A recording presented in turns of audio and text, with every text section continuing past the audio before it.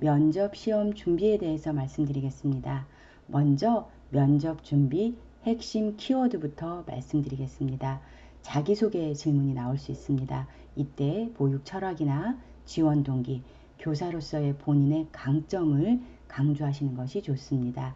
우리 보육폴러스 유튜브에 1분 자기소개, 면접 시 활용할 수 있는 1분 자기소개 영상이 업로드 되어 있으니 참고하시기 바랍니다.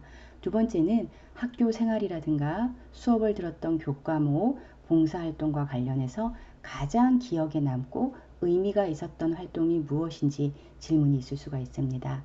세 번째는 실습 관련 질문인데요. 대부분의 면접 상황에서 실습 질문은 꼭 나온다고 생각하시면 됩니다. 유아반을 담당했는지, 영아반을 담당을 했는지, 실습을 하면서 가장 어려웠던 점은 무엇인지, 그 어려움을 어떻게 극복을 했는지, 그리고 가장 기억에 남고 보람을 느꼈던 순간은 언제인지와 같은 질문들이 있고, 교구 제작이나 수업과 관련된 질문이 들어올 수도 있습니다. 본인이 경험한 것이지만 질문이 들어오면 당황할 수가 있습니다. 따라서 실습 경험을 여러분들이 미리 정리하시는 것이 도움이 됩니다. 전문성과 관련된 질문도 있을 수 있는데요. 놀이 지원이라든가 영유아 발달 관련 질문이겠죠. 직장 어린이집 같은 경우에는 필기시험을 대부분 보기 때문에 전문성과 관련된 문항이 면접시험에서 아주 중요하게 다루어지지는 않습니다. 그런데 국공립 어린이집이나 가정 어린이집, 민간 어린이집을 함께 준비하고 있는 친구들이라면 면접 시험 시에 전문성과 관련된 질문이 있을 수 있으니 앞에서 제시한 직장 어린이집의 필기시험 문제를 중심으로 전문성과 관련한 면접 준비를 하시면 되겠습니다. 동료 및 학부모 관계도 굉장히 중요하게 현장에서는 봅니다. 왜냐하면 어린이집에는 다양한 구성원들이 있습니다. 전문성도 중요하지만 다양한 구성원들과 어떻게 좋은 관계를 잘 맺을 수 있는지 이 부분에 대해서 원장님들께서 굉장히 관심이 많습니다. 채용을 하는 입장에서는 교사가 다른 동료들과 학부모들과 조화로운 관계를 맺을 수 있는지를 꼭 확인하고 싶어 합니다. 따라서 이 부분도 준비하시기 바랍니다. 마지막 질문으로는 실제 근무와 관련된 질문이 있을 수 있습니다. 입사하게 되면 담당하고 싶은 반이 영아반인지 유아반인지 또 실제적으로 출퇴근은 어떻게 할 것인지와 같은 질문을 여러분들이 받을 수가 있겠습니다. 직장 어린이집의 면접 시험은 대부분 다대다 면접입니다. 면접위원도 여러 명이고 면접을 보는 우리 지원자도 여러 명입니다. 그래서 보통 면접위원 서너 명, 또 지원자 서너 명 이렇게 다대다 면접으로 이루어진다는 점 기억하시면 좋겠고요. 반면에 국공립 어린이집이나 민간 가정 어린이집은 원장님과 1대1로 면접이 이루어지거나 또 원장님, 주임교사 그리고 우리 지원자 1대1이나 2대1로 면접이 이루어진다는 거 기억하시고 준비를 하시면 도움이 되겠습니다.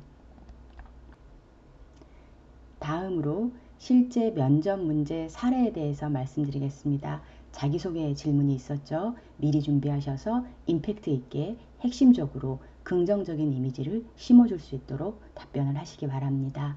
그리고 교사로서의 강점, 보육교사에 대한 이미지, 교육교사에 대한 어려운 점 이렇게 보육교사와 관련해서 우리 지원자가 어떻게 생각하고 있는지 질문을 합니다. 그것은 바로 이 친구가 보육교사라서 정말 준비가 되어 있는지 마음의 준비가 되어 있는지를 확인하는 작업이라고 할 수 있죠.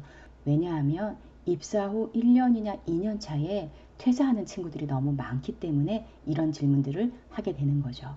그리고 대학생활 중 가장 기억에 남는 교과목은 무엇이냐, 또 활동, 봉사나 동아리 활동은 무엇이고 그 이유는 무엇입니까? 라는 질문이 있었습니다. 다음으로 실제 면접시험 두 번째 사례입니다. 실습 경험에 대해서 물어봤는데요. 구체적으로 기억에 남는 일이 무엇인지, 힘들었던 점이 무엇인지 질문이 들어올 텐데 여러분들께서 그 이야기를 하시면서 동시에 본인이 느낀 점과 배운 점까지 같이 이야기를 하시면 충실한 답변이 되겠습니다.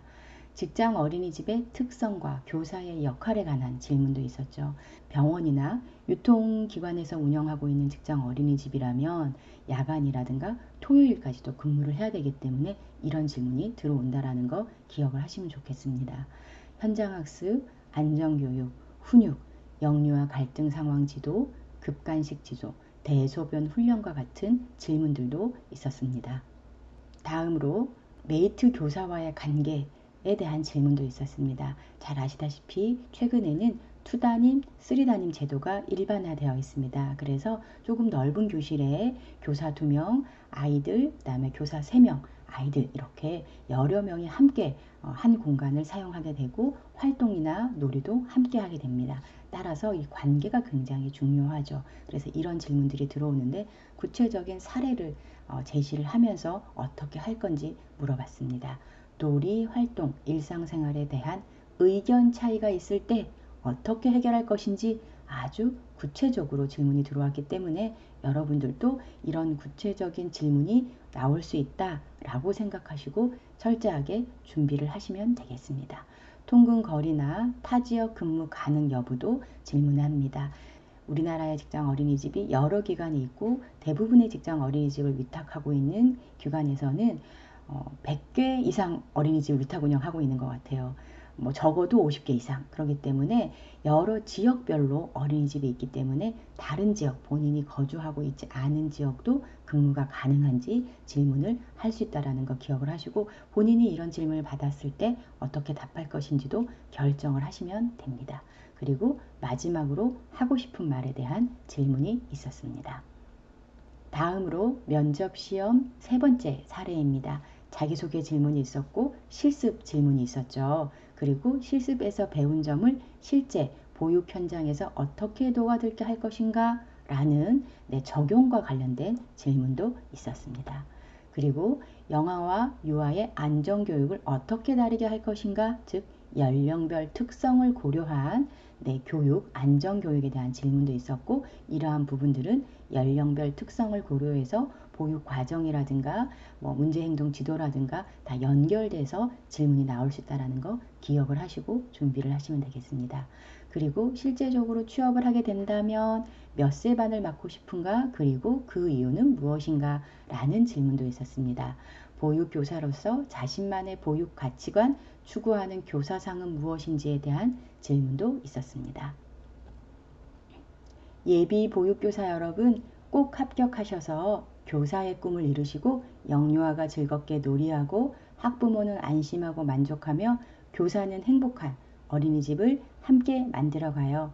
도움을 주신 2018년부터 2020년까지 백석대학교 아동복지학과를 졸업한 7명의 졸업생에게도 고마운 마음을 표합니다.